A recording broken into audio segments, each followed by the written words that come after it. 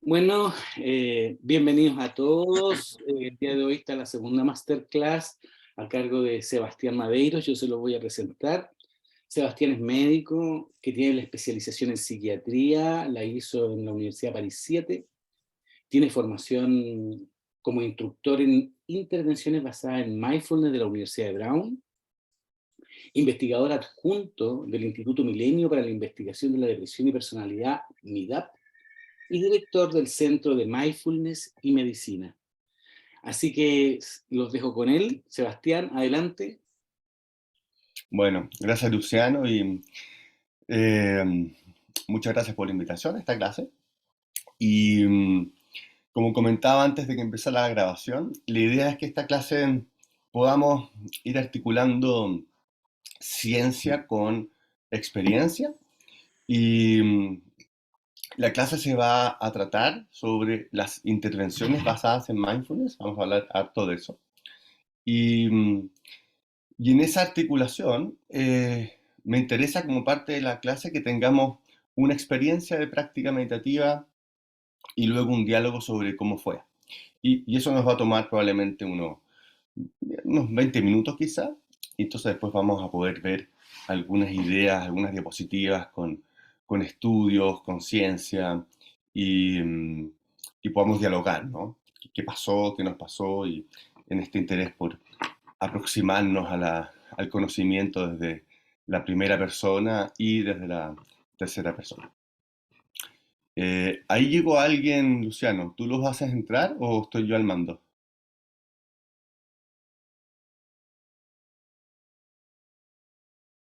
Ahí, ya. Entonces, si les parece, eh, buenos días a los que están apareciendo. Muy buenos días. Entonces, hagamos una práctica cortita en donde los voy a invitar a prestar atención a algunos fenómenos de la experiencia. Entonces, comencemos por buscar una postura que nos dé cierta estabilidad, que nos sintamos cómodos. Entonces, si estamos sentados en una silla, podemos poner ambos pies, ambas plantas de los pies en el suelo. Podemos sentir los isquiones, que son estos huesos que están debajo de los glúteos, cómo se instalan en la silla, cómo sentir esa base de apoyo, el contacto de los pies en la tierra, el contacto en el asiento. Y tratemos que la columna vaya creciendo, que vaya logrando una postura recta sin que esté rígida. Podemos bajar la mirada o cerrar los ojos y apoyar las manos en los muslos o juntarlas juntas bajo el ombligo.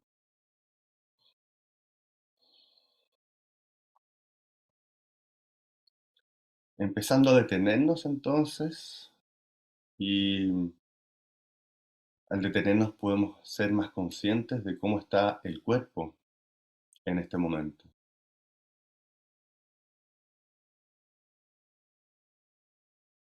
sin necesidad de enjuiciar, tan solo notando qué sensaciones son notorias en el cuerpo,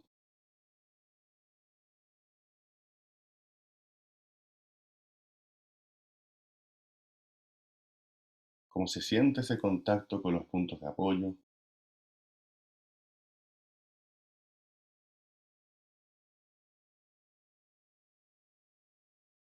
Tal vez podemos notar cuál es el grado de activación o de vitalidad del cuerpo.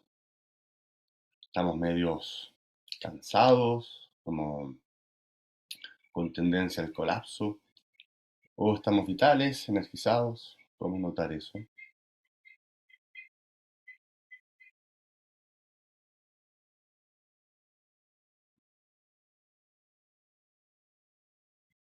Y notando sensaciones en el cuerpo que tal vez no estábamos siendo tan conscientes. Algunas tensiones, contracciones,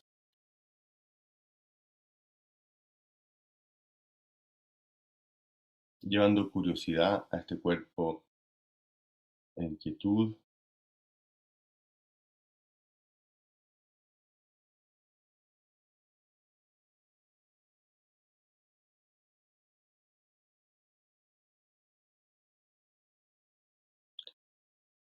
Tal vez podemos notar ese flujo de aire que entra y sale de forma natural a través de la respiración.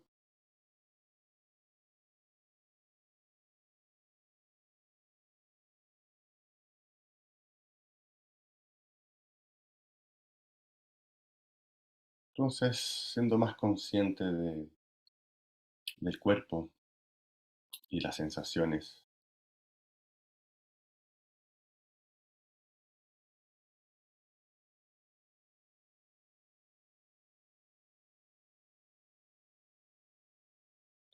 Y al detenernos podemos también ser más conscientes de cómo está la mente. Entonces tratando de observar ese espacio, ese cielo de la mente,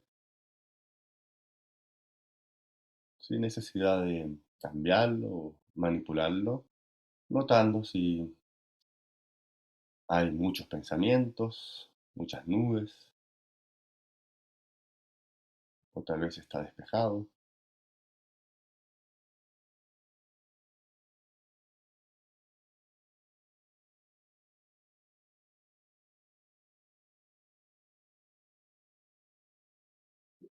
Tal vez hay pensamientos que se repiten, planificación, recuerdos.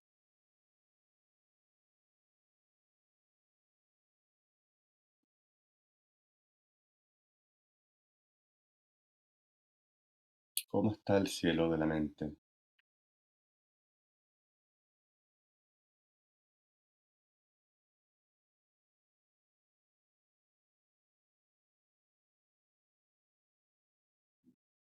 Y un tercer elemento de la experiencia que podemos ser más conscientes es el tono o el color emocional.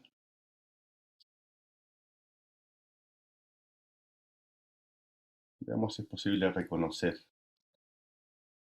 la emoción del momento. Quizá hay alguna sensación de paz o cierto miedo, aprehensión.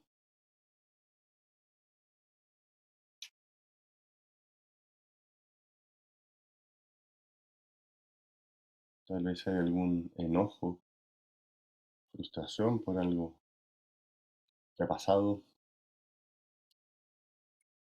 o pena.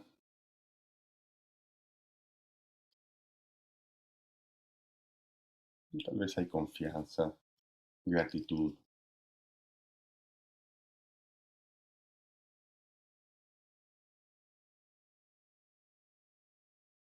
reconociendo y permitiendo el flujo emocional.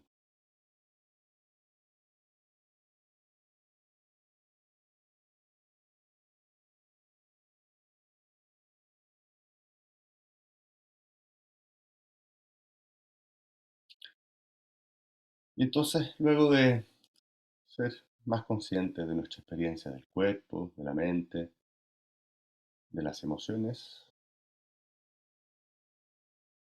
tratemos de llevar la atención a un ancla, a un foco. Eso puede ser la respiración,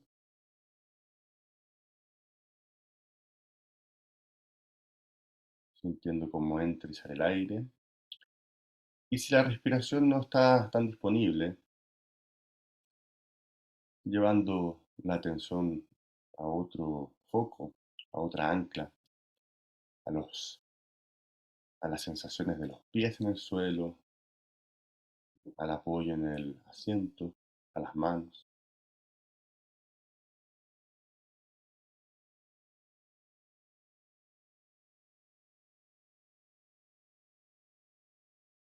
permitiendo que la atención se pose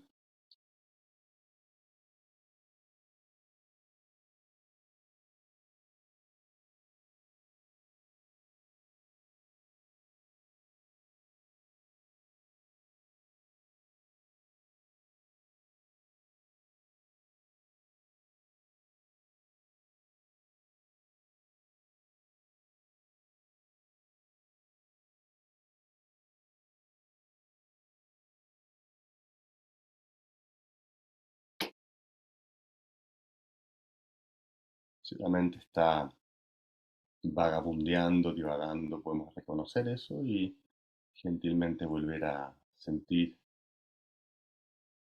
las sensaciones del ancla, de la respiración, lo que hayamos elegido como foco.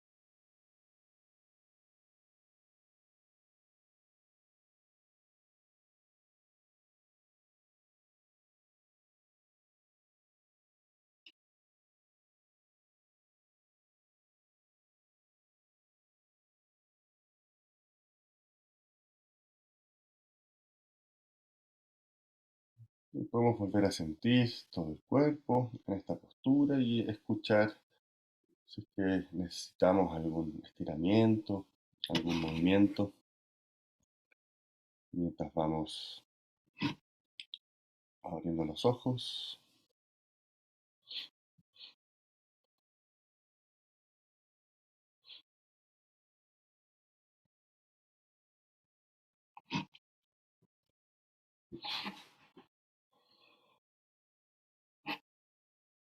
Eso, bueno, estiramientos para...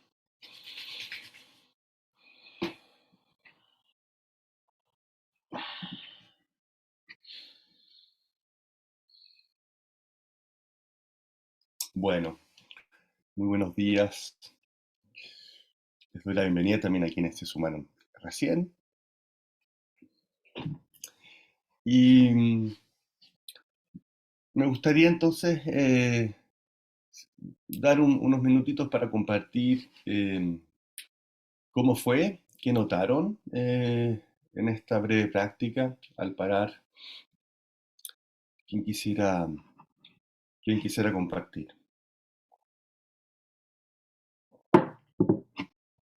Patricia, tienes que activar tu micrófono, Patricia. Está ahí con el micrófono apagado. Ahí sí, ya. Ahí sí. Bueno, yo me sentí bastante bien a esta hora de la mañana, como que uno está más libre de todo, de cosas así que entonces me sentí como plácida, pero con algunos pensamientos ahí que no se van, ¿ya? O sea, de repente con molestia hacia esos pensamientos que no, que son recurrentes, vuelven a cada momento, eso. Ok, entonces había una sensación de placidez y al mismo tiempo notaste que hay pensamientos que recurren, ¿no es cierto? Sí, Y, y sí, esa, y esa, y eso, esa, y esa reacción hacia esos pensamientos, Patricia, ¿cómo era? molestia, Molestia frente a esos molestia pensamientos que recurren. hacia esos pensamientos, como que claro, Ya. eso fue lo que yo Y son sentí. pensamientos que son conocidos em, Son conocidos, sí, sí, ya, sí, ok. Gracias, Patricia. ¿Qué ya, más? ¿Qué más ya. notó algo parecido o distinto?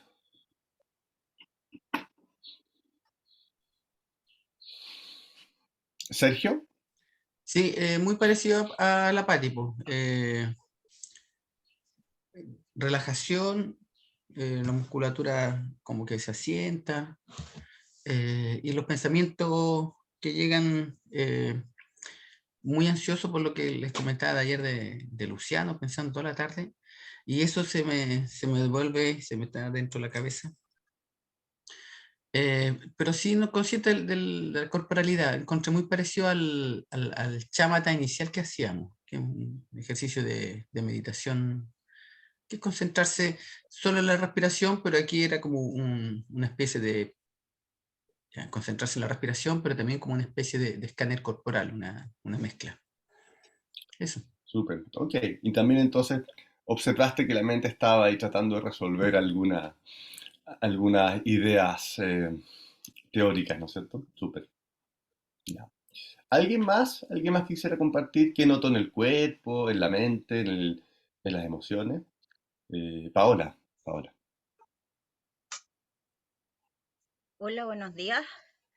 Es que yo siento que a pesar de lo cortito que fue el ejercicio, que oye cortito, no sé si fue cortito, pero yo sentí que fue muy cortito.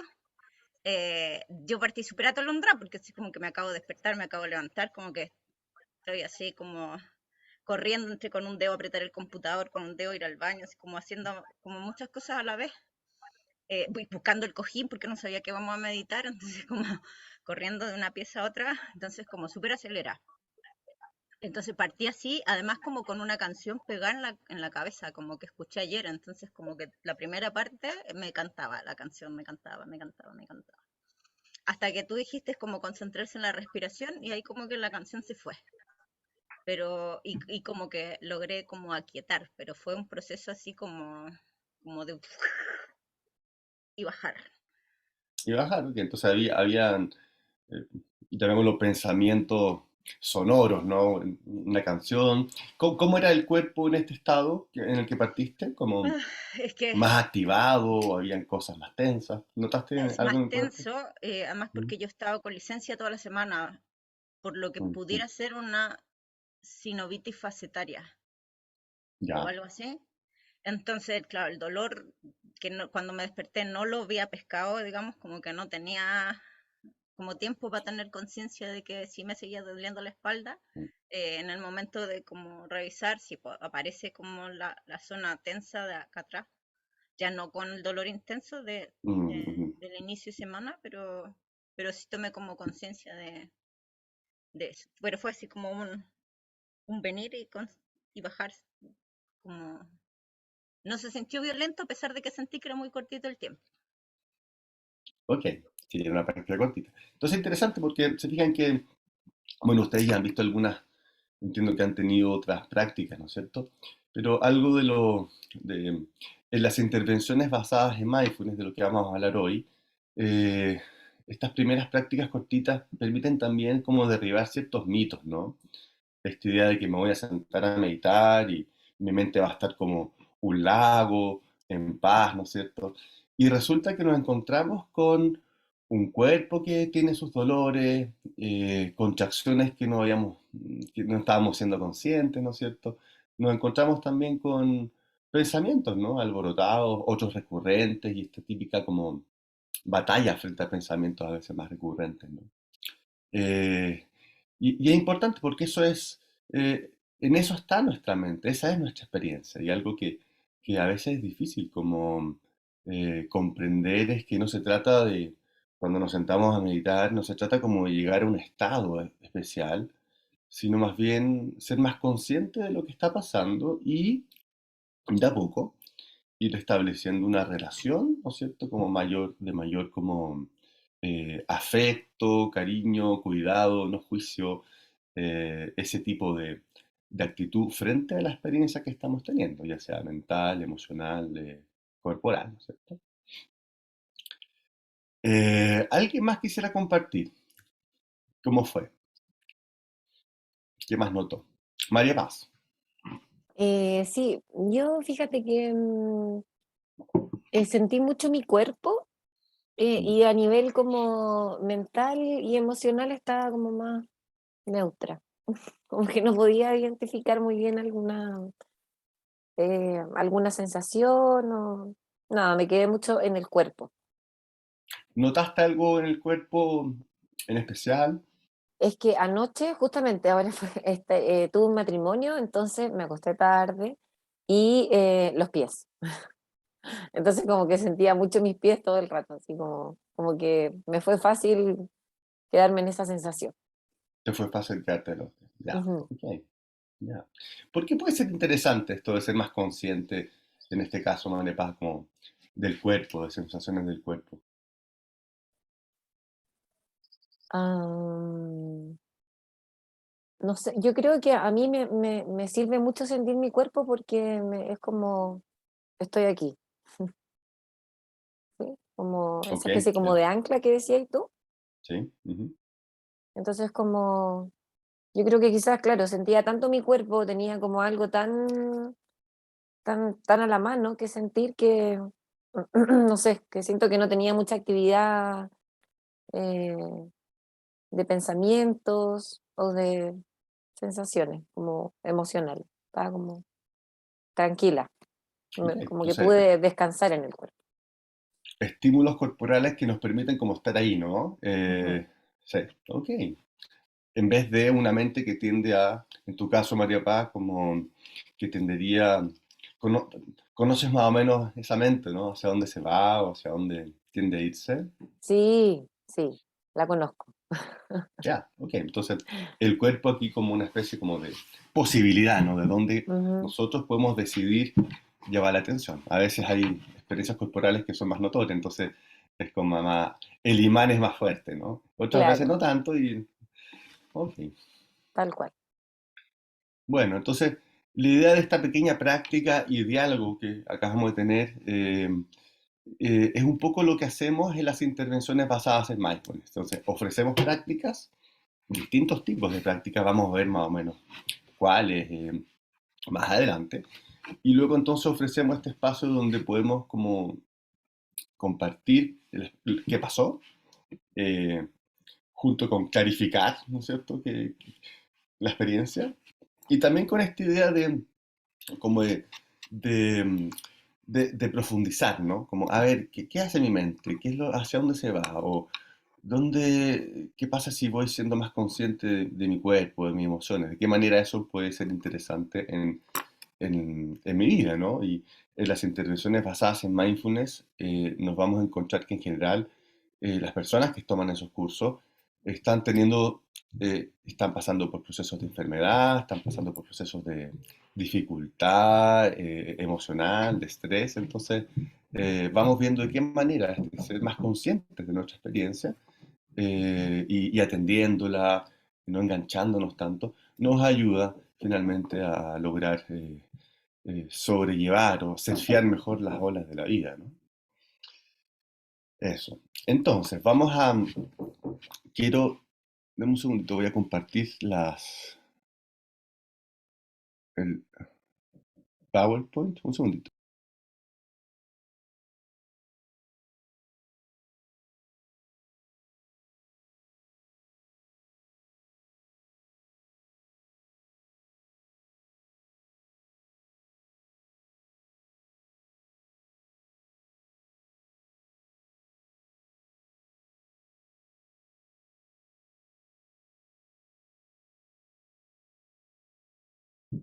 Ahí sí, ahí se ve algo, ¿no?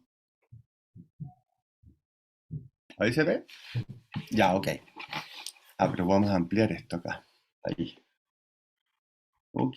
Y lo que sí, veo todos aquí, no veo muy bien la diapositiva, entonces voy a tratar de achicar esto. Ahí sí, ya. Bien, pues entonces nos vamos a centrar en este tema, en las intervenciones basadas en mindfulness. Y para eso quisiera partir con un poco el mapa por donde vamos a transitar hoy. Y por un lado, entonces vamos a explorar algunos antecedentes, qué tipos de prácticas contemplativas se están utilizando en estas intervenciones. Vamos a hablar un poco de eso. Y vamos a hablar de este diálogo entre prácticas contemplativas y cómo la ciencia y los métodos científicos pueden dar cuenta de beneficios, de mecanismos de acción, de prácticas contemplativas eh, a través de estas intervenciones. Y a modo más personal y también de interés en la investigación, una tercera patita que me interesa que tengamos en consideración durante este recorrido es considerar aspectos del desarrollo de las personas o de todos nosotros que nos ponemos a meditar, ya sea por recomendación médica o por interés personal. Eh, ¿quién es, cómo ha sido, digamos, nuestro desarrollo en términos de habilidades de regulación emocional, habilidades de autoconcepto y de qué manera lo traumático en nuestra historia puede de alguna forma influir en este estar presentes. Vamos a desarrollar esa idea. Cómo quizá en particular los primeros años de nuestra vida, los primeros 7 años, ese ambiente que vivimos, va a ir determinando nuestra forma de vivirnos a nosotros mismos, de tener experiencia del mundo, de regular emociones difíciles y de estar presente. A veces el presente puede ser difícil porque nos encontramos con experiencias emocionales o estados mentales que no sabemos manejar. Entonces, quiero tener eso, quiero introducir esa idea, porque muchas veces está esto de detenerse, ser más consciente, y resulta que no es fácil, ¿no? Y entonces, esta idea de cómo nuestro desarrollo y aspectos más o menos traumáticos en ese desarrollo puede influir en este aprender habilidades contemplativas. Y la idea de esta clase es que yo tengo varias diapositivas, pero si hay preguntas que surjan, ustedes levantan la mano o activan su micrófono y vamos dialogando, ¿ya? Esa es la idea. A modo de antecedente y mostrarles quizá algunos protagonistas de este diálogo y quienes han sido referentes míos, hay muchos más, ¿no es cierto? Quizá cada uno de ustedes ha entrado al mundo de las prácticas contemplativas, del budismo, a través de distintos lineajes, ¿no? Pero quiero quizá acá mostrarles los que para mí han sido importantes y que de alguna forma también han contribuido en este diálogo, ciencia y eh, prácticas contemplativas. Entonces, por un lado, están maestros de tradiciones contemplativas orientales que fueron estableciendo contacto con Occidente. Entonces, Trungpa de la tradición tibetana, Trungpa llega a Estados Unidos y aparece todo el linaje del Chambala. Maestros más de la tradición Vipassana en Tailandia, eh, o bien maestros de la tradición Zen, como Thich Nhat Hanh, vietnamita, o Shunryu Suzuki, que incorporan el Zen entonces en Europa, en el caso de Thich Nhat Hanh, y en el caso de Suzuki en Estados Unidos, en California. Entonces, maestros que empiezan a dialogar, ¿no? Y por otro lado, occidentales que van y tienen experiencias en países, llamémoslos de sudeste asiático, de Asia, Japón, India, y que luego vuelven entonces incorporando ciertos aprendizajes, ciertas visiones. Y aquí, por ejemplo, quizás menos conocido en Chile, pero para mí es importante, Durkheim, él era un psicólogo que después de la Segunda Guerra va a Japón y tiene una vida de unos 15 años, donde estuvo mucho en contacto con el Zen, con artes marciales, entonces vuelve a Alemania y establece toda una línea de psicoterapia que incorpora elementos de esa tradición. Y luego están estos norteamericanos, Jack Kornfield, Joseph Goldstein y Sharon Salzberg, que en sus viajes a India, a Birmania, a Tailandia, incorporan también vivencias y introducen en Estados Unidos principalmente todo el lineaje de Insight Meditation, ¿no? Eh, y fundan centros donde se practica la meditación más bien en la línea de Vipassana.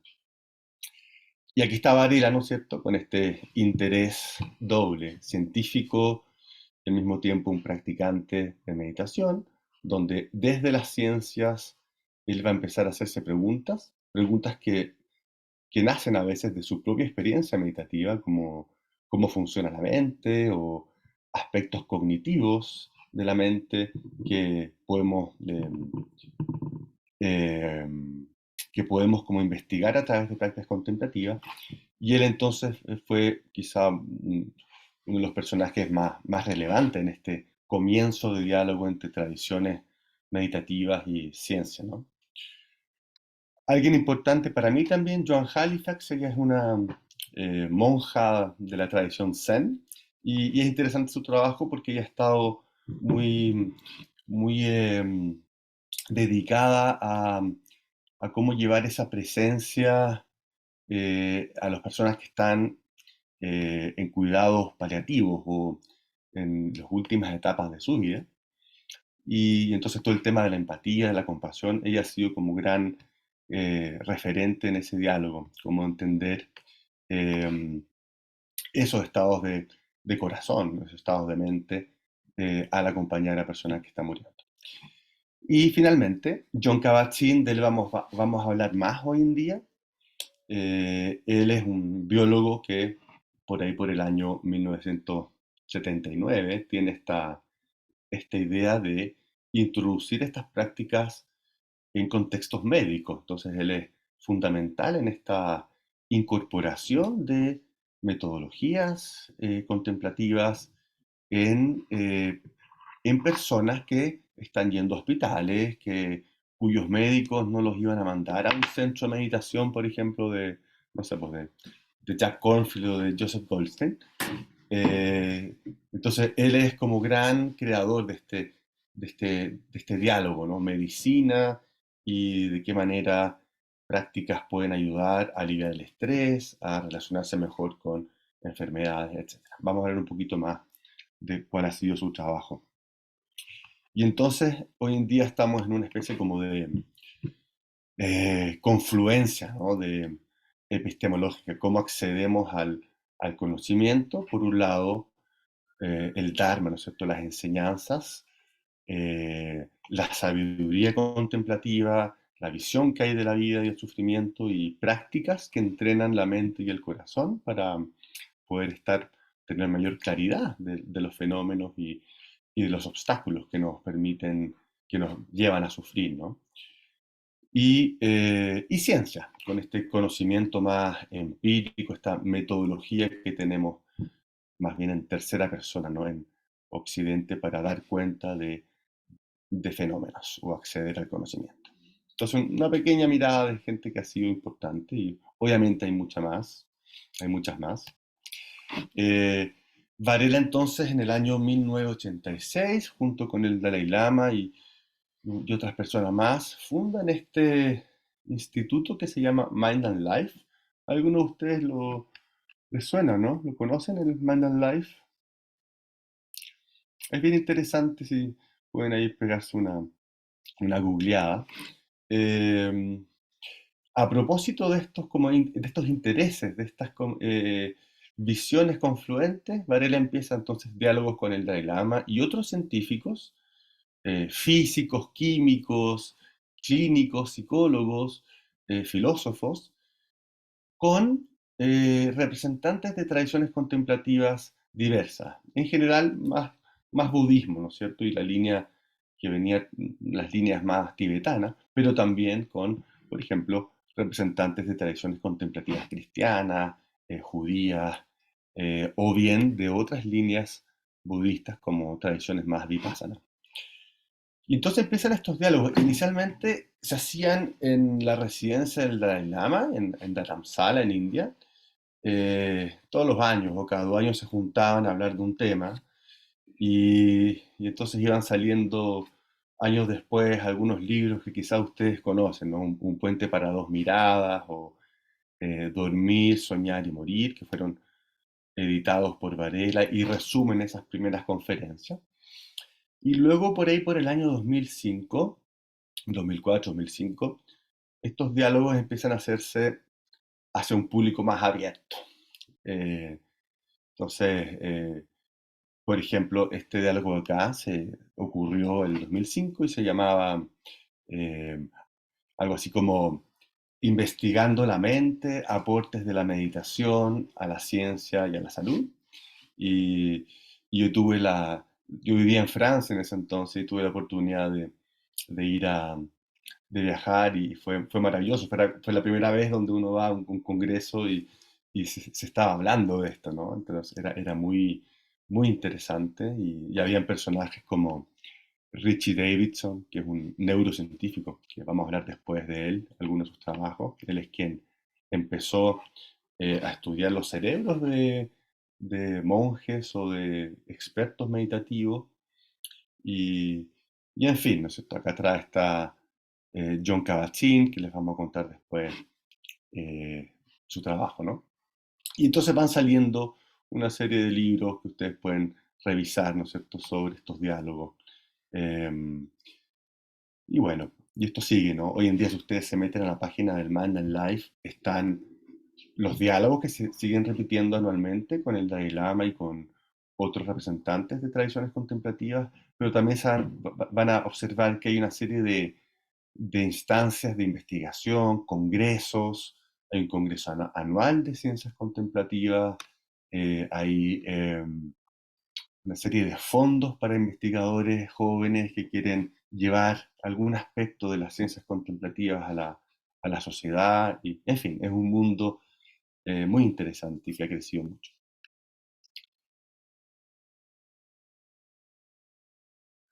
¿Cuál es el panorama actual de lo que se ha llamado estudios contemplativos o ciencias contemplativas?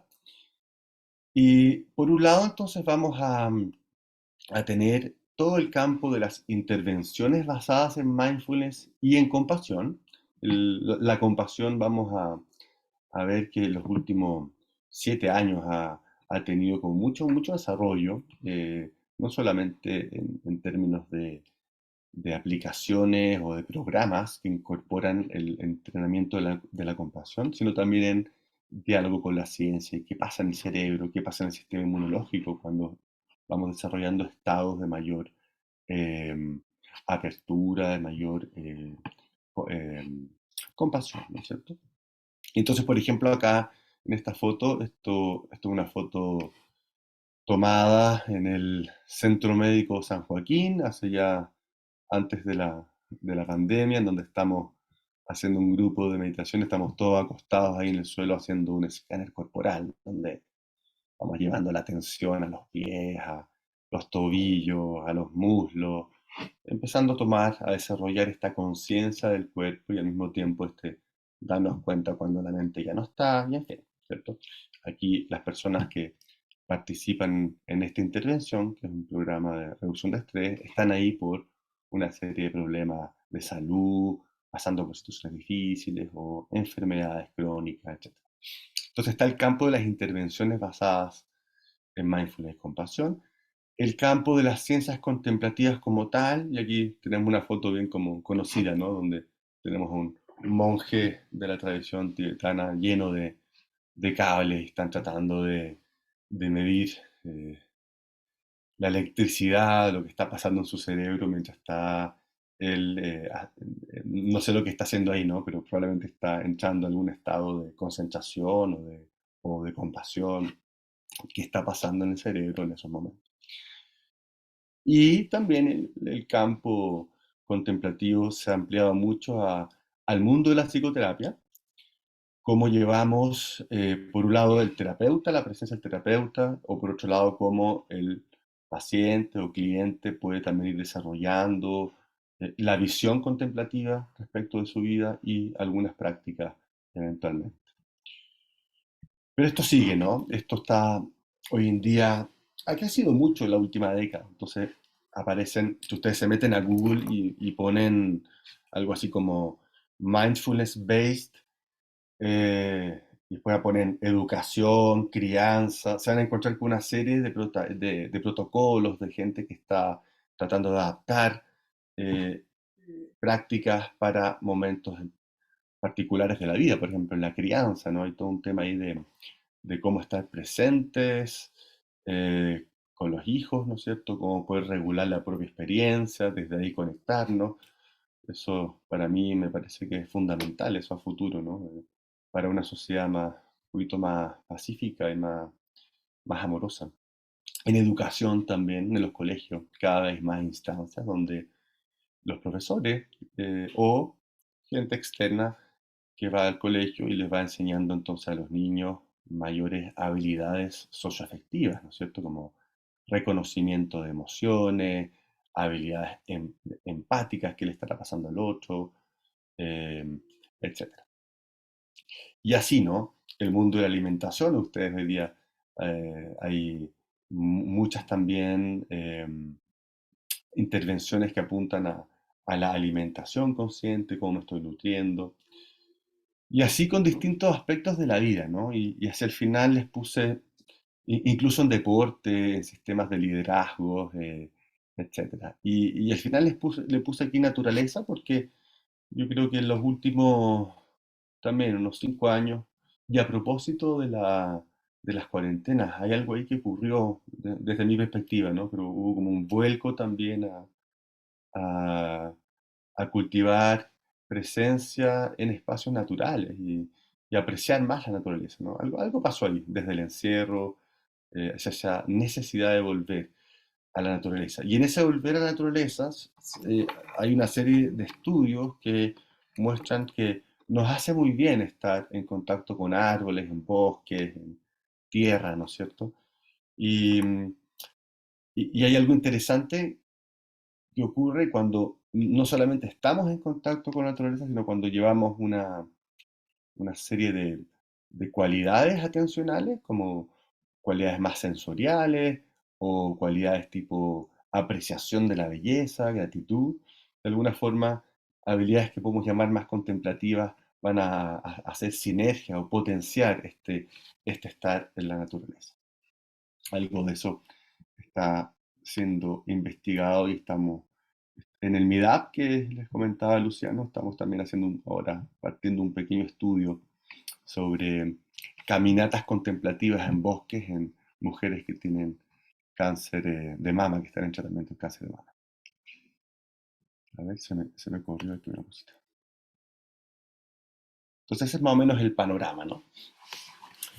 ¿Qué entendemos por mindfulness?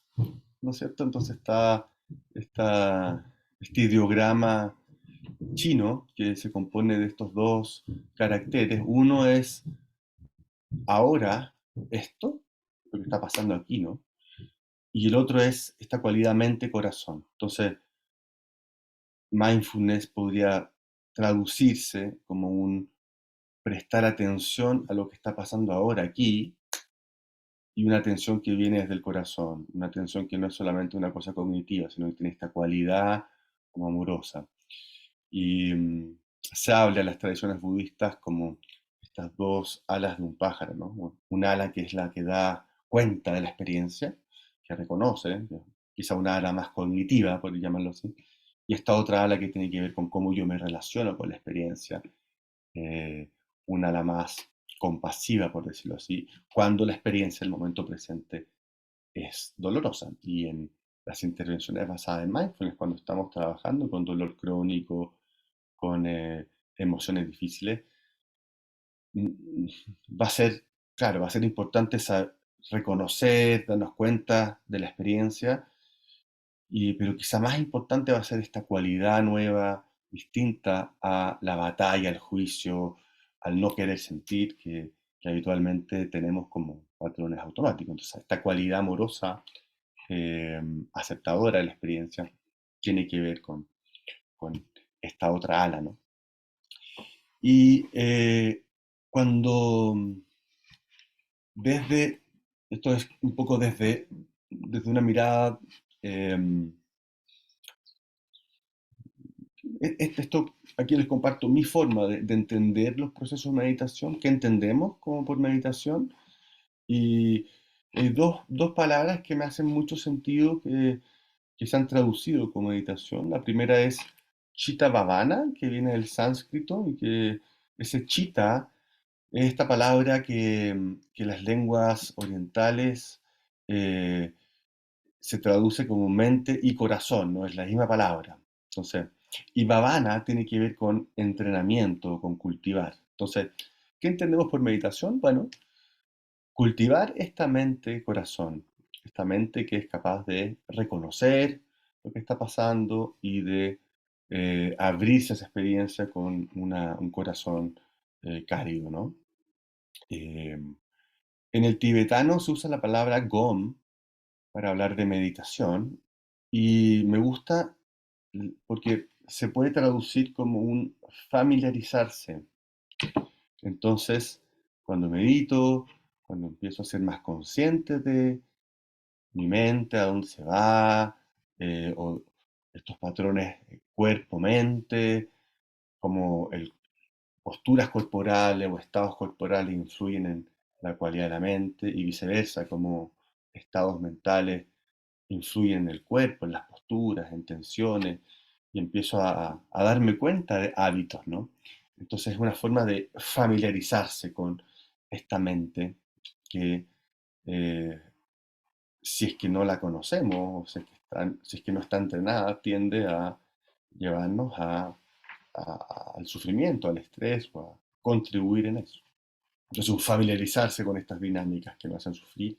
Y por otro lado, también familiarizarnos con otros estados mentales que pueden ser de mayor claridad, de mayor amplitud, de mayor perspectiva. En la práctica, meditación, esto es como bien, lo que les voy a decir ahora es como bien conocido, ¿no? Hay como distintos tipos, prácticas más bien atencionales, en donde vamos a llevar, en el caso de shamatha, ¿no? Vamos a llevar la atención a un foco. Habitualmente se usa la respiración. Vamos a ver más adelante que en las intervenciones basadas en mindfulness se ofrecen otras anclas. Por eso yo les dije, si no está disponible la respiración o se siente un poco amenazante, a veces duele la respiración, ¿no?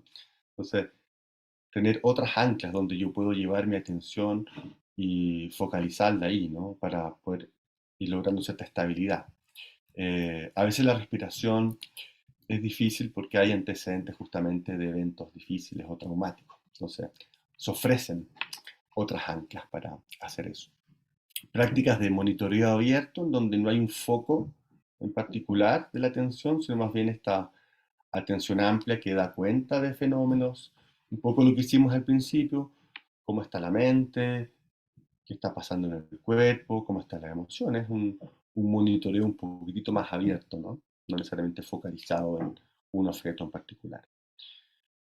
Y luego están ciertas prácticas que son más, llamémoslas, generativas, no tan atencionales, sino más bien eh, prácticas donde se evocan ciertos estados afectivos, estados mentales, por ejemplo, prácticas de meta o de bondad o amor incondicional, donde deseamos o evocamos este deseo de ser felices, de nosotros mismos, ¿no es cierto?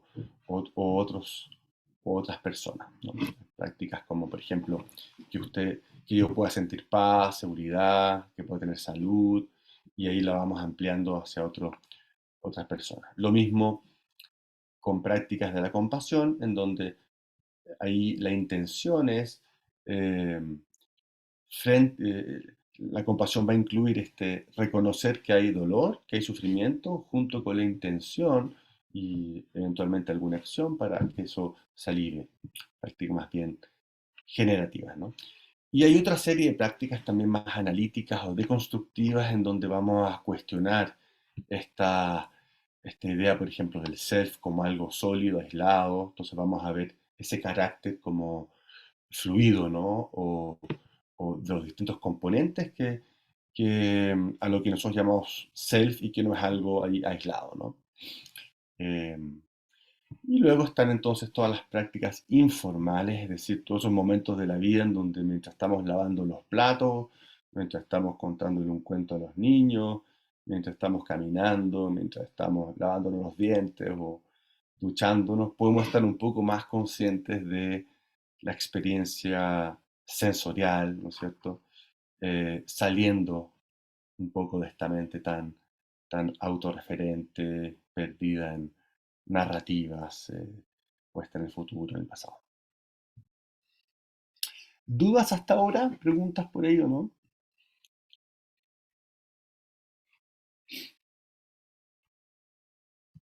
¿A alguien le surge algo por ahí?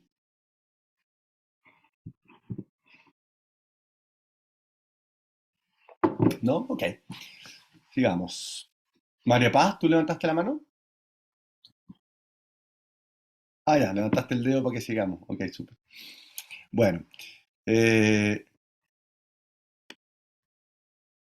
Esta es una tabla que puede ser un poquito densa, pero es interesante porque aquí están, en las columnas están las distintas, llamémoslo, familias de prácticas. Entonces, prácticas más bien atencionales, constructivas o generativas y las deconstructivas o más bien analíticas. Y fíjense, aquí les subrayé eh, las que, si se fijan en cada una de estas columnas, vamos a ver distintas prácticas más tradicionales, ¿no es cierto? Prácticas del Zen, de la tradición tibetana. Entonces, por ejemplo, prácticas con un foco más, una atención más focalizada, ¿no? O prácticas con un monitoreo más abierto, ¿no? Esto más vipassana. Y entonces aquí les subrayé porque de alguna forma las distintas intervenciones basadas en mindfulness pueden tener elementos de distintas familias de, o tipos de prácticas, ¿no? Entonces el programa de reducción de estrés basado en mindfulness, destinado a poblaciones clínicas, por ejemplo, tiene muchas prácticas de orientación, de monitoreo abierto, ¿no? Como la práctica que hicimos ahora al empezar. Lo mismo prácticas de aceptación y compromiso, donde puedo reconocer más el componente emocional y acogerlo. Y, y así, ¿no? Prácticas más generativas, por ejemplo, que están presentes en tradiciones más bien theravadas o tibetanas y que hoy en día también se han llevado a un público más secular, ¿no? A través de, por ejemplo, el entrenamiento en el cultivo de la compasión o una intervención de 8 semanas que eh, se llama Cognitive Based o entrenamiento de la compasión basado o con componentes cognitivos, por ejemplo. ¿Ya? Entonces, para que vean un poco cómo algunos autores van ordenando prácticas contemplativas, lo que hacemos durante la práctica formal y cómo esto puede también ser parecido a prácticas que uno ve en tradiciones más formales. En el mundo del mindfulness y la psicoterapia, y esto es como quizá un poco más específico, pero si hay alguno de ustedes que es terapeuta o que está más o menos abierto al escenario de la psicoterapia, eh, ¿cómo se incorpora mindfulness? Y este, este diagrama me parece interesante, lo estoy adaptando de Chris Germer, que es un psicólogo que ha sido importante en introducir temas de, por ejemplo, cómo estar presente con otro en terapia, cómo incluir algunos aspectos de la mirada mindfulness en terapia. Entonces, por un lado, él plantea que habría un extremo más bien implícito en donde el terapeuta es el que es un practicante, el paciente o el cliente no tiene idea, salvo que hayan hablado de eso, ¿no? Pero entonces va a ser el terapeuta el que va a tener un interés, ya sea por autoconocimiento, ya sea por autocuidado, ¿no es cierto? Eh, o ya sea por un camino espiritual, pero es el terapeuta el que practica, ¿no? Si pasamos como por un consultorio que tiene ventanas por fuera y vemos a terapeutas y pacientes, no vamos a saber, ¿no? ¿Quién es quién? Salvo que el terapeuta se siente en posición del otro, lo cual sería divertido, ¿no? Pero bueno, ese sería como el extremo más implícito. También en ese extremo implícito es interesante porque el estar más presente con uno y al mismo tiempo con otro, ocurren fenómenos que no vamos a entrar en detalle aquí, pero ocurren fenómenos de resonancia intersubjetiva. Entonces, por ejemplo, si el paciente está con mucho dolor emocional, eso sabemos que a través de sistemas de neuronas de espejo, sistemas de resonancia, de empatía afectiva, nos van a afectar, ¿no? Estar con el dolor de un otro impacta nuestro cuerpo, nuestras emociones. Y, y entonces, la manera en que yo puedo estar más presente, sostener esa experiencia difícil compartida, ¿no? Y yo puedo regular y permanecer ahí como sin ser tan perturbado, ¿no? Entonces probablemente el paciente también va a sentir eso. Así como yo siento su dolor, él va a poder sentir que su dolor es sentido, ¿no? Pueden sentirse sentidos. Y eso es interesante en términos como de corregulación o de regulación interpersonal, ¿no? Un poco más hacia algo, hacia el polo más explícito de cómo incorporamos mindfulness en psicoterapia, son las llamadas psicoterapias informadas en mindfulness, en donde el terapeuta sigue, digamos, en un interés personal de la práctica meditativa, y aquí da un paso más y en el encuentro con el paciente va a incorporar ciertas visiones, ideas, independiente del lineaje teórico, ya sea psicoanalista, cognitivo-conductual, eh, puede incorporar algunas nociones que vienen del mundo contemplativo, por ejemplo, incorporar la noción de la aceptación, por ejemplo, ¿no es cierto? O la noción de cómo nos identificamos muchas veces con ideas que tenemos de nosotros mismos, ¿no es cierto? Son cosas que en la práctica meditativa a veces es tan evidente, ¿no? Estamos adictos a una idea que tenemos, ¿no? Entonces, este tipo de cosas, o por ejemplo, cómo en la medida en que batallamos con la experiencia, con el dolor o con algún pensamiento o alguna sensación difícil en el cuerpo o alguna emoción difícil, ¿no es cierto? Como esa batalla, esa resistencia frente a eso a través de juicios, ¿por qué a mí? Las llamadas segundas flechas, cómo todo eso contribuye al sufrimiento, ¿no? Entonces, ese tipo como de lenguaje podría estar considerado en una psicoterapia informada en mindfulness. No, no está el terapeuta enseñándole a meditar, pero sí está dándole esta visión, ¿no? Visión donde también se da cuenta que en la vida hay cambio, y que el resistir ese cambio no vas a sufrir, en fin, esas miradas, ¿no? Eh, hoy día en Instagram y en redes sociales a veces encontramos muchas frases que podrían ir en esta línea, ¿no? Pero cosas interesantes como esta idea de que el dolor es inevitable y el sufrimiento opcional, ¿no? Esta idea de cómo yo me relaciono con una experiencia difícil va a determinar si es que yo me atrapo, si sufro, ¿no? Eh, eso. Y por último, o hacia el extremo más explícito de este diagrama, entonces van a, vamos a encontrar instancias, ya sea individuales o grupales, en donde se enseña la práctica formal, en donde se dan instrucciones eh, para ir cultivando esta mente, desarrollando anclas, desarrollando esta capacidad de observar la mente, desarrollando esta capacidad de aceptación de la experiencia, pero con digamos, un entrenamiento o con una práctica más, llamémosla, formal, ¿no? Y aquí entonces aquí es donde vamos a encontrar las distintas intervenciones basadas en mindfulness y que en general tienen un carácter grupal y vamos a ver algunas de ellas, ¿no? El programa de reducción de estrés basado en mindfulness o la terapia cognitiva basada en mindfulness para la prevención de recurrencia depresiva o el programa de reducción o prevención de recaídas basado en mindfulness para personas con problemas de adicción. En fin, una serie de intervenciones que en general son bastante sistematizadas, por lo general duran 8 semanas, tienen como muchas de ellas están manualizadas, entonces podemos estudiarla, porque se repite más o menos lo que pasa en esas 8 semanas, entonces podemos estudiarla, un método más científico.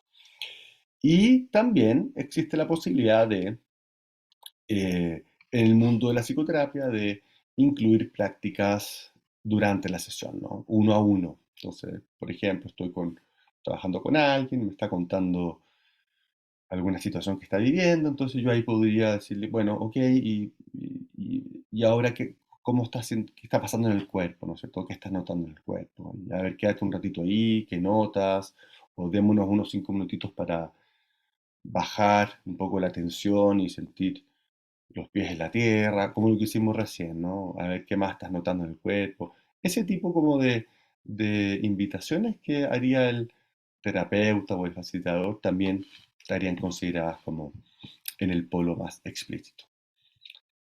Y aquí les puse, aquí abajito les puse, y aquí vamos a terminar la clase de hoy con más, con más ideas sobre esta, este cambio que ha habido también en los últimos años, como cómo ser sensibles a que puede haber en el otro historia o antecedentes de algo traumático y que dificulten su estar presentes, o bien que su estar presentes pueda ser tan intenso y puedan desregularse, hiperactivarse o disociarse. Eh, entonces, cuando estamos introduciendo una práctica meditativa, tenemos que saber muy bien un poco quién es la otra persona, ¿no? O algo, ¿no? De su historia. ¿Para qué? Sí, ¿quién está hablando? Pregunta acá, Juan Pablo, escucha, tengo. Ya, hola. No te escucho. A ver, sí. Oye, una consulta, ¿me puedes dar una visión un poco, o sea, o una diferenciación? ¿Qué objetivos, hay alguna diferencia en los objetivos de una terapia grupal o individual? Se abordan de forma distinta? Porque en fondo me quedó resonando esta frase que tú estabas diciendo, que las prácticas grupales también están más conocidas o manualizadas.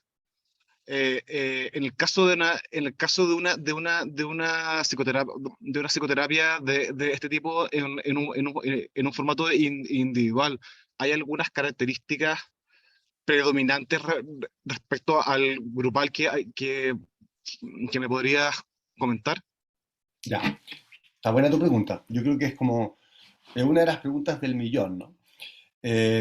Porque, a ver, les voy a contar después más detalles sobre las grupales, ¿no? Pero en general, lo grupal permite, en general por ejemplo, partamos por el tiempo, son sesiones, por ejemplo, de 2 horas y media a la semana. Eso es como lo más típico. Y entonces, en donde hay la mitad del programa, la mitad de la sesión, sí, la mitad es práctica y luego diálogos. Entonces, por ejemplo, eso en individual sería un poco complicado, porque en general una sesión de psicoterapia será, no sé, 45 o 50 minutos. Entonces, hacer no sé, meditar de a dos, media hora, yo encuentro que es como, no sé, puede ser quizá no muy eh, costo efectivo, digamos, ¿no? Entonces, y tampoco vamos a tener terapias individuales de 2 horas y media, ¿no es cierto? Entonces, hay algo ahí en esa línea, como de lo costo-beneficio, ¿no? Eh, Hay personas que adaptan, o personas, por ejemplo, que tienen mucha resistencia, mucha dificultad de lo grupal, y entonces dicen, no, por ningún motivo yo me voy a exponer a hablar en un grupo. Bueno, eso puede ser. Y ahí entonces uno podría hacer pequeñas adaptaciones. eh, y lo que se va a hacer, yo creo que ahí es bien artesanal, ¿no es cierto? Uno puede tomar elementos de las distintas intervenciones y ver qué es lo que más le puede estar ayudando, le puede ayudar a la persona. Eh, Uno puede tomar uno podría eventualmente hacer, ya, vamos a hacer 8 sesiones, entonces aquí un ratito vamos a practicar, y después en la casa tú sigues y vamos comentando qué te pasa. Correcto. Uno podría haciendo adaptaciones. Ahora, ¿qué es lo que se pierde aquí? Se pierde lo grupal, po, y que lo grupal tiene una cosa muy rica en cuanto a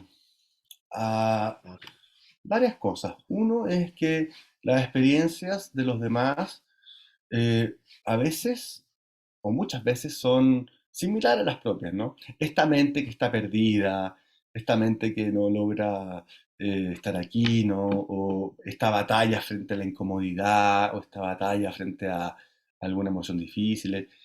Entonces, los obstáculos cuando estamos en un grupo salen al tiro y la gente empieza a decir, ah, no es solo A a mí mí, ¿no es también, cierto? quizás, A mí claro, también, ¿no es cierto? Hay algo de eso, claro. como de una cosa tan humana y que a veces cuando uno está solo es como no lo puede creer que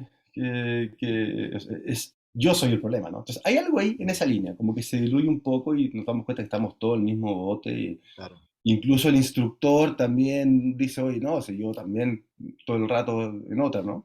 Claro, Entonces, hay como una dualidad también ahí, como de instructor, slash también como se terapea, ¿no?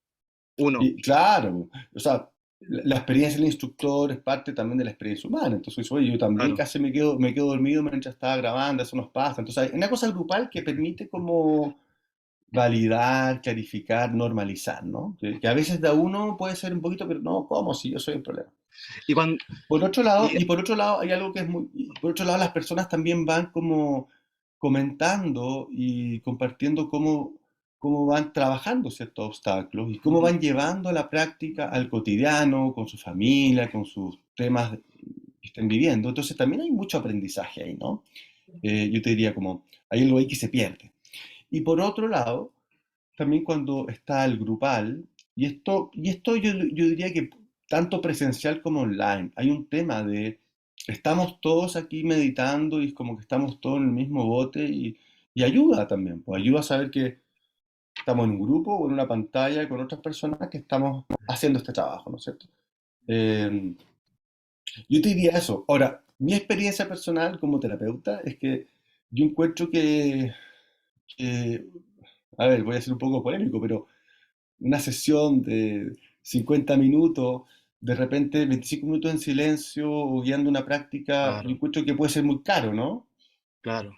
Es que, a ver, no sé si llevarlo a un concepto como más, como desde ese punto de vista como económico, pero, pero, pero un poco, quizás lo abordes también un poco más adelante y acá me disculpo con la ansiedad, pero si ya estáis tocando temas de trauma, ¿cachai? Dentro de, en el fondo, chucha, como que no, ahí me entra un poco quizás que se podría haber algunas dinámicas desde el punto de vista individual, entendiendo que estamos viendo, estás tocando este tema ahí a mi consulta. Sí, ya, entonces lo traumático siempre puede estar presente, en un grupo siempre puede haber alguien que haya tenido experiencias difíciles, ¿no? Y aquí, cuando hablamos de lo traumático, no estamos hablando de trauma con mayúsculas, es decir, accidentes, cosas más así como disruptivas, como un, no sé, un abuso, ¿no es cierto? Una cosa más Ujú, T con mayúscula.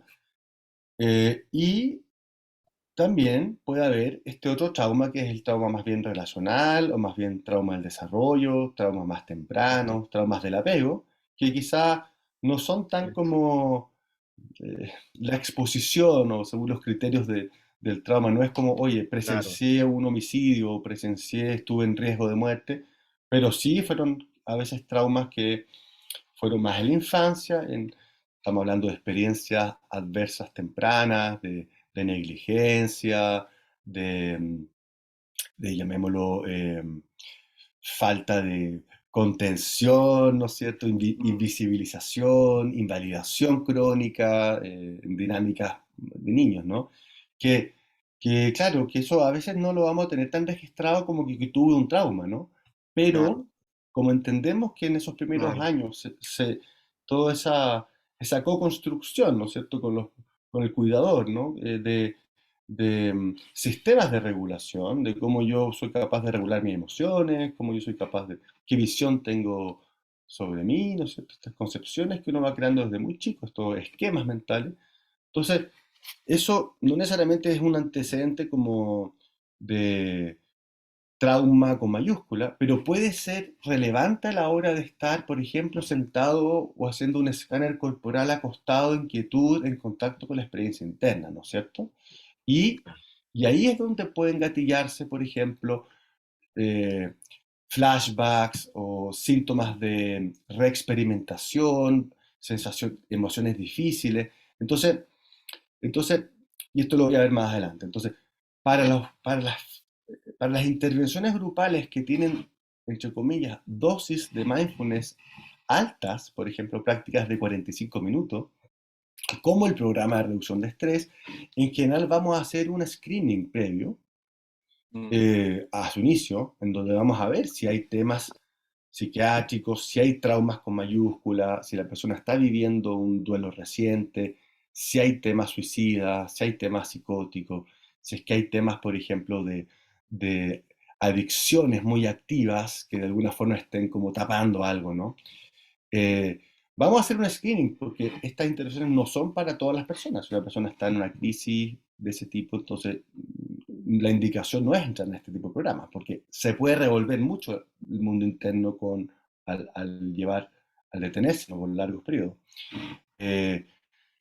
Y a veces ese screening no nos permite tener tanta claridad, porque no hay elementos traumáticos, pero puede sí estar lo otro, ¿no? Que es quizá infancias más difíciles y por lo tanto dificultad para estar con uno mismo. Y ahí es donde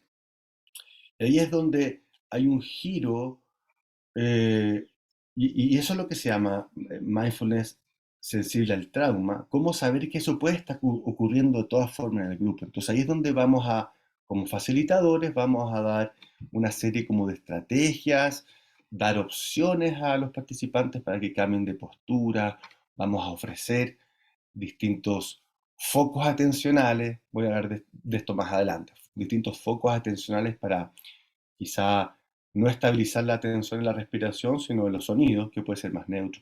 Ese tipo de cosas se pueden hacer tanto grupal como individual. ¿Ya? Si la persona va donde el terapeuta y busca una intervención basada en mindfulness como primera línea después de un trauma importante, ¿no es cierto? Entonces, ahí hay que ser muy humilde y decir, a ver, quizá necesitamos otras cosas antes, ¿no? Otro tipo de terapias que estabilicen, psicofármacos, si es que es necesario, si es que hay mucha regulación. Y una vez que ya haya quizá mayor estabilidad, uno puede ir entrando a procesar esos recuerdos o estados más difíciles, más traumáticos. No sé si te respondo. Quizá algunas de esas cosas van a ir apareciendo sobre la marcha. Sí, sí, me quedé súper claro con tu respuesta. Muchas gracias. Súper. Un segundito.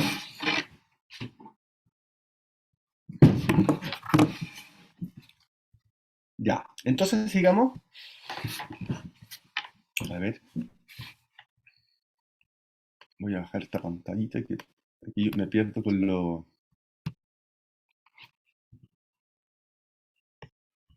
¿Va? Ahí sí. Ahí estamos. Entonces acá, aquí nuevamente, programa de reducción de estrés basado en mindfulness, que fue de lo que vamos a hablar ahora, y una serie de siglas que ustedes de a poco van a ir mirando, ¿no es cierto? Y van creciendo hoy en día. Mindfulness-based whatever, ¿no? Distintas cosas, protocolos, en donde en general se va a entrenar a los participantes en prácticas de darse cuenta, ser más consciente de lo que hace la mente, focalización, mucha conciencia corporal, vamos a hablar de eso después, ¿no? Aceptación y compasión frente a experiencias más difíciles.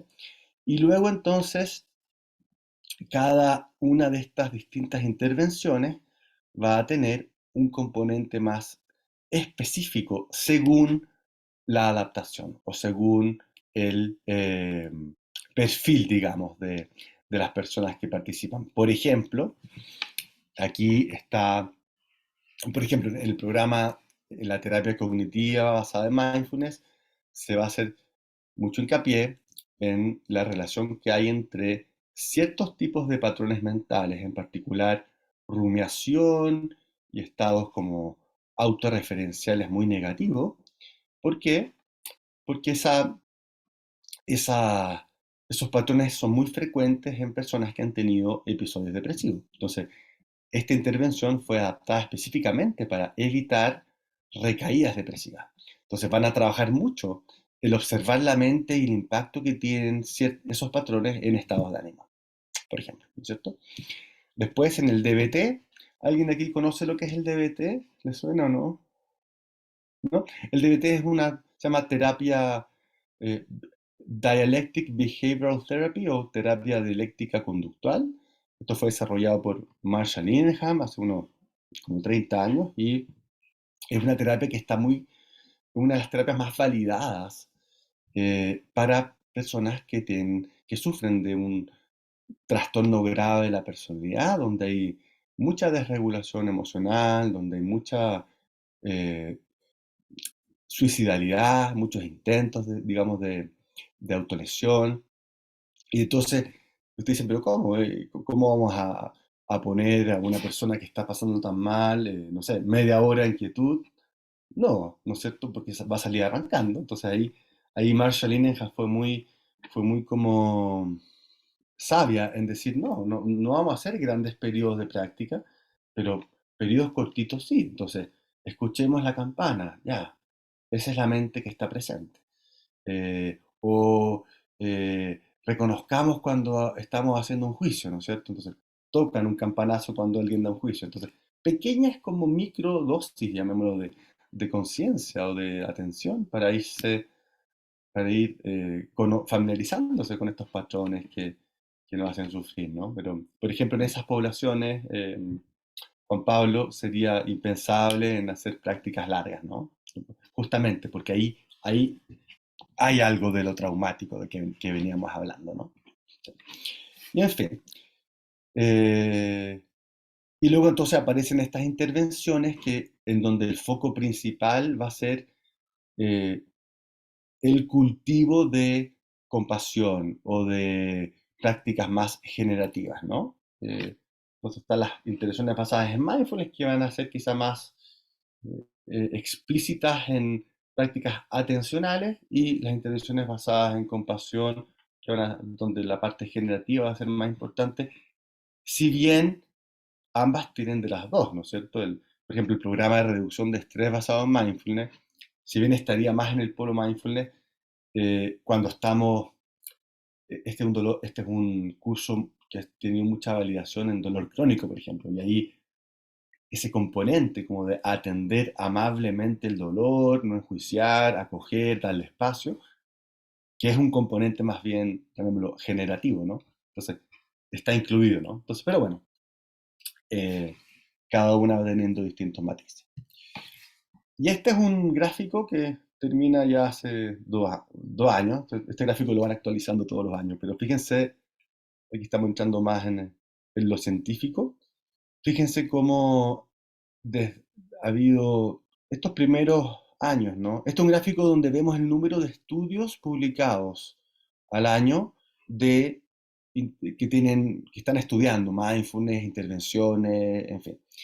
Entonces, estos son los primeros estudios ahí por el año 82 que los hizo John Kabat-Zinn, en donde empezó a describir que había disminución de la ansiedad, del dolor, y estudios muy simples, al principio sin grupo control, después se van complejizando, entonces van usando un grupo control para ver qué es lo específico de la intervención. Después grupos controles más sofisticados con grupos controles activos, donde las otras personas también están haciendo algo que puede ser útil. Entonces, podemos ver, esto tiene que ver con mindfulness, o tiene que ver con, por ejemplo, juntarse en un grupo o hablar, o juntarse en un grupo para hablar de situaciones de cómo nos cuidamos, no necesariamente con mindfulness. Vamos a hablar de eso después. Y fíjense ya cómo desde el año 2010 a la fecha hay un aumento súper exponencial, ¿no? De estudios. Hoy en día es imposible tener en mente todo lo que están, todos los estudios que salen, ¿no? Imagínense, ¿no? Pero bueno, eso es para que vean más o menos cómo ha ido creciendo, ¿no? Y en distintos países y universidades se han interesado mucho esto desde el punto de vista académico. Hablemos del programa de reducción de estrés. Vamos a hablar de esto y después nos vamos a una pequeña pausa. Entonces, aquí está Kabat-Zinn de nuevo, ¿no es cierto? Donde el año finales de la década del 70, él trabajaba en el hospital clínico de la Universidad de Massachusetts, y él, siendo un biólogo, no veía pacientes, pero trabajaba en un laboratorio y tenía mucho diálogo con médicos.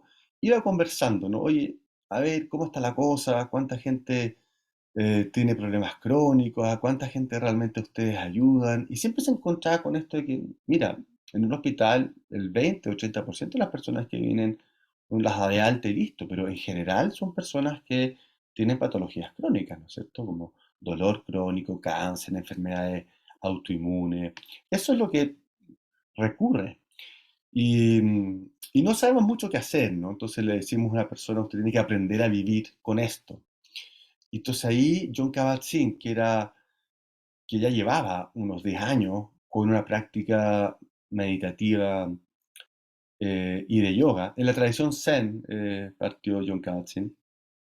Entonces dijo, qué interesante sería enseñarle a estas personas el cómo aprender a vivir con la enfermedad, ¿no? Cómo aprender a vivir con esta condición más crónica. Y entonces, a él se le ocurre entonces diseñar una intervención que tuviera un carácter más bien secular, desprovisto como de la parte que uno puede llamar más religiosa o más devocional, que a veces podemos encontrar en centros de meditación, sino que sea una intervención a la cual los cardiólogos, los oncólogos, en fin, puedan derivar a sus pacientes, ¿no es cierto? Entonces lo llamó Clínica de Reducción del Estrés y su programa lo llamó Reducción de Estrés basado en Mindfulness. El estrés que ya en esa época ya estaba siendo conocido, ¿no? Como a la base de enfermedades crónicas y también como estrés crónico como potenciador el estrés crónico mantiene, ¿no es cierto?, la cronicidad de muchas condiciones. Entonces, Kabat-Zinn decían que los hospitales son imanes de dukkha o de sufrimiento o de estrés, dicen, ¿no?, de estrés crónico. Y por lo tanto son un suelo muy fértil para introducir esta visión y estas prácticas contemplativas. Y entonces él parte con su programa y vamos a ver un poquito el programa. Y esto se inserta en lo que se ha llamado como la medicina integrativa, donde yo no es alternativa en el sentido de que me voy con los doctores habituales o me voy con otra cosa, sino que puedo integrar, ¿no es cierto? Puedo complementar.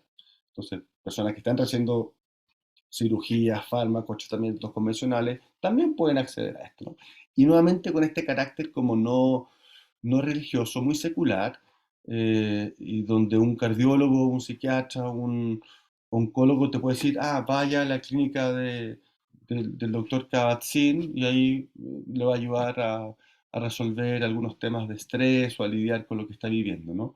¿Por qué? Porque en ese entonces era muy sensible hablar de meditación budista, en fin. Ahí el uso del lenguaje fue muy importante en esta incorporación de prácticas meditativas en contextos médicos, ¿no es cierto? En ese mainstream médico que hasta ese entonces era muy escéptico y incluso hasta hace pocos años atrás o hasta hoy sigue siendo muy escéptico de algo que fuese distinto, ¿no? A lo típico médico, ¿no es cierto?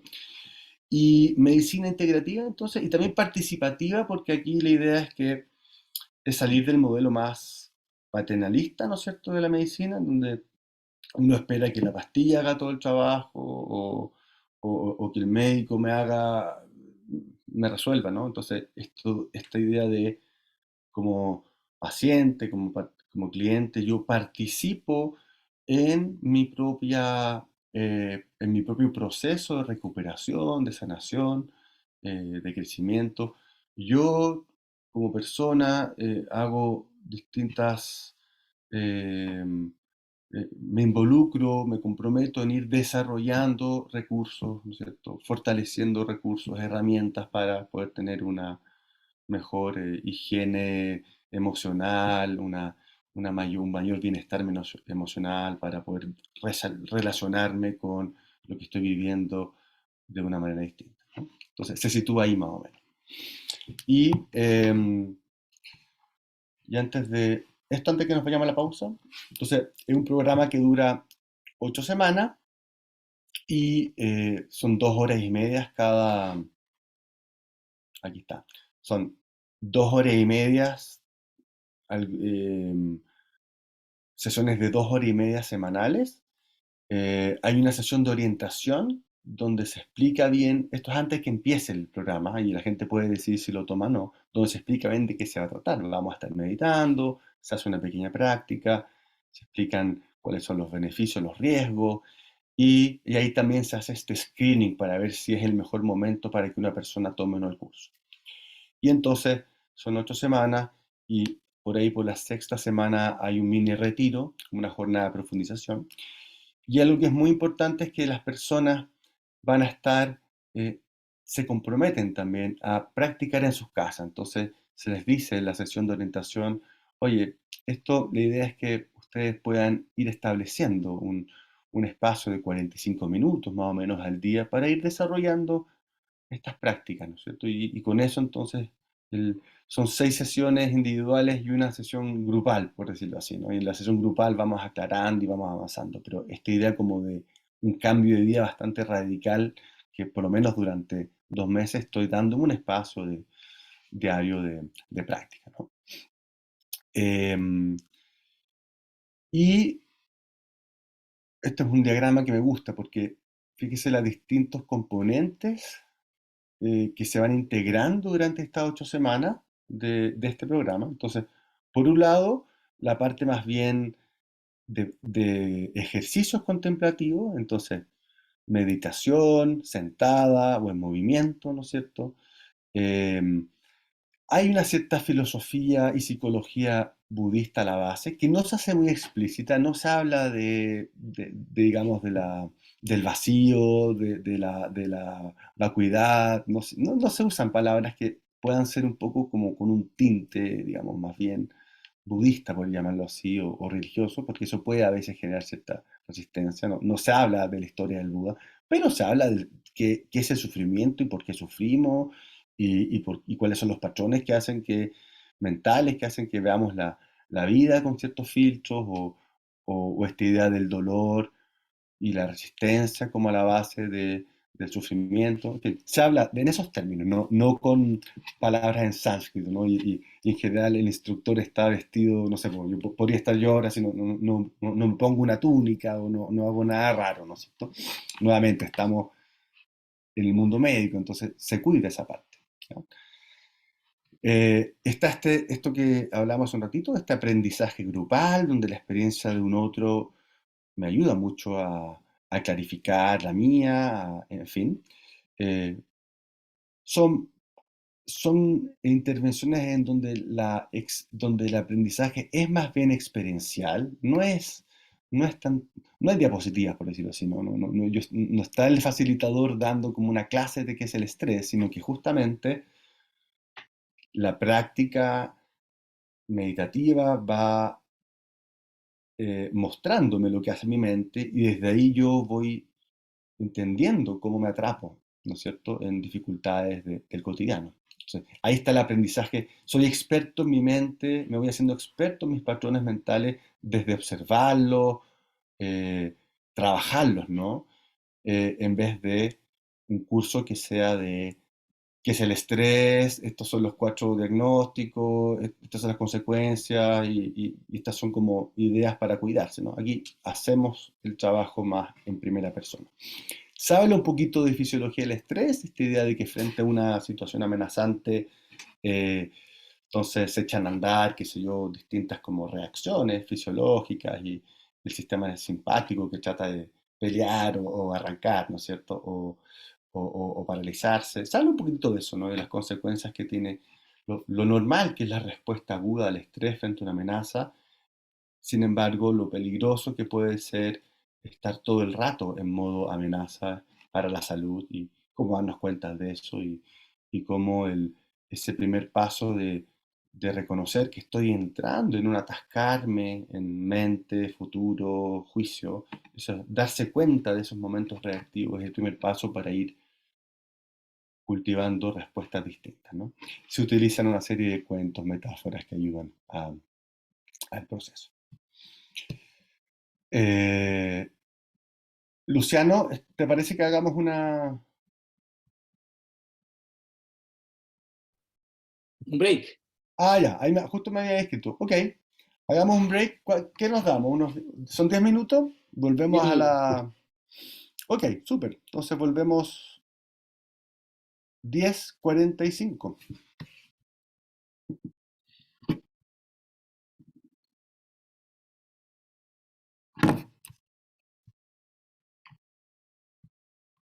Ok, 10:45.